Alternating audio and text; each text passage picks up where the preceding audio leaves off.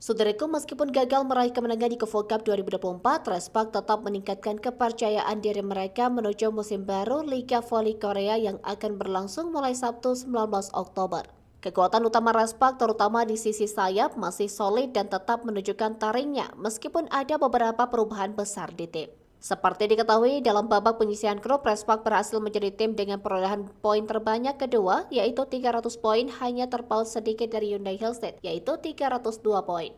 Hal ini menunjukkan meskipun mengalami perubahan besar dalam komposisi tim, seperti hengkangnya Lee Soyoung ke IBK Altos, dan perpisahan dengan pemain asing Giovanni Milana, kekuatan serangan Respak tetap tangguh. Rekrutan dari kuota Asia Megawati Hanyasri serta pemain asing baru asal Serbia Vanja Bukelic berhasil tampil impresif dan membawa harapan besar bagi tim.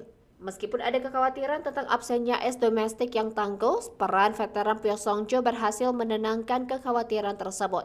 Pyo yang dikenal sebagai pemain dengan pengalaman matang tidak hanya berkontribusi dalam hal serangan tetapi juga menunjukkan performa bagus dalam bertahan. Selain itu, Rookie of the Year 2020-2021 Lee Sun Woo juga menunjukkan sinyal kebangkitannya menambah kedalaman kekuatan Respak.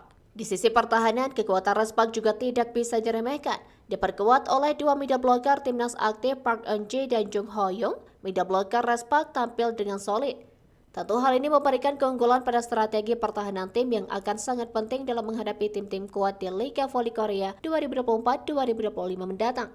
Respak juga menunjukkan kekuatan mental dan keberanian mereka di babak penyisihan grup. Salah satu momen gemilang adalah ketika mereka berhasil mengalahkan Pink Spider, tim yang diperkuat oleh legenda voli Korea Selatan Kim Yo-kung. Tidak hanya itu, dalam laga semifinal, Respak berhasil unggul dalam persaingan ketat melawan KS Caltex, tim yang diperkuat oleh pencetak poin terbanyak di Liga Voli Korea musim lalu, Giselle Silva. Kemenangan ini memperkuat posisi Respak sebagai salah satu tim yang patut diwaspadai di Liga Voli Korea Selatan 2024-2025.